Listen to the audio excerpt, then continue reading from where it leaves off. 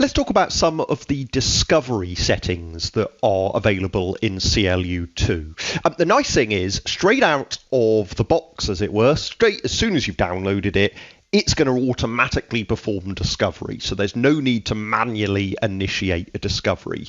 But you might have noticed there is this little Resync button at the top left of your devices and network tab.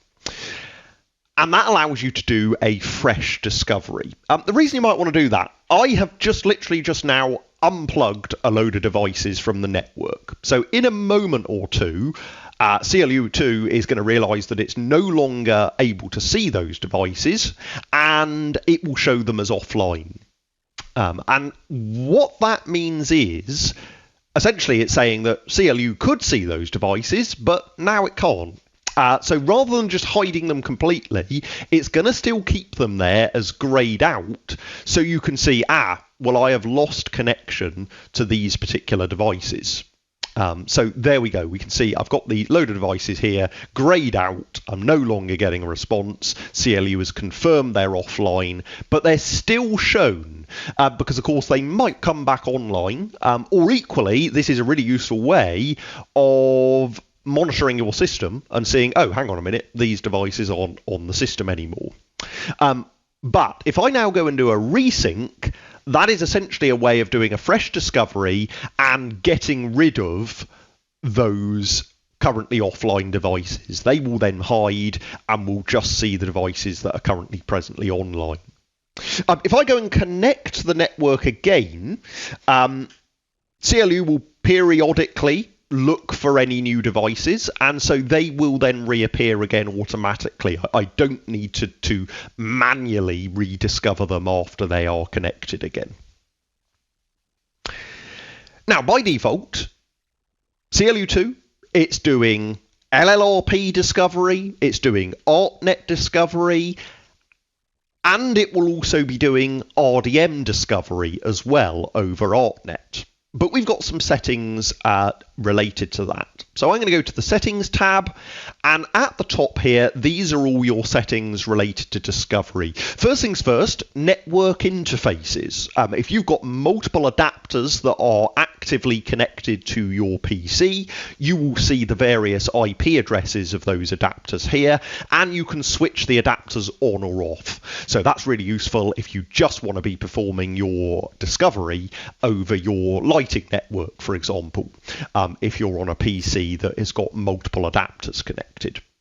So you can turn on and off, your network interfaces on or off. But then what we can do is choose our discovery settings.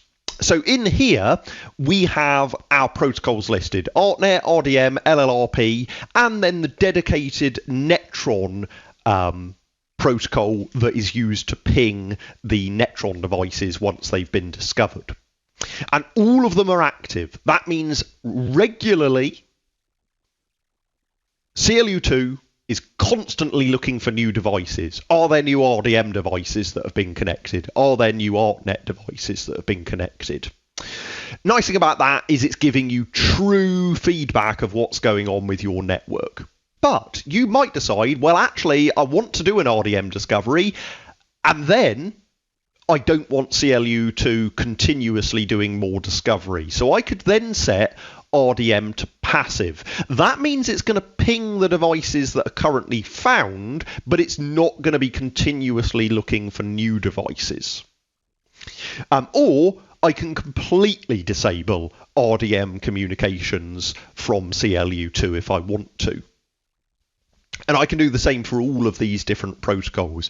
As soon as I have a protocol that is inactive, so as soon as it's passive or disabled, if I go to devices, notice a new little radar icon appears of full discovery. That allows me to force a discovery even on the protocols that have currently been set to passive. So I can say run full discovery, and at that point in time, in my case, I had set the RDM to passive. At that point in time, it is going to allow CLU to find out any new RDM devices. But after it's done its discovery, one-time discovery, because RDM was set to passive. It will return to passive once the full discovery is complete. By the way, a full discovery will take time because it's got to check every port of every device and ask it whether any RDM devices are present. So it will take time, but once that's complete, the RDM setting will then return to passive again, like we can see there.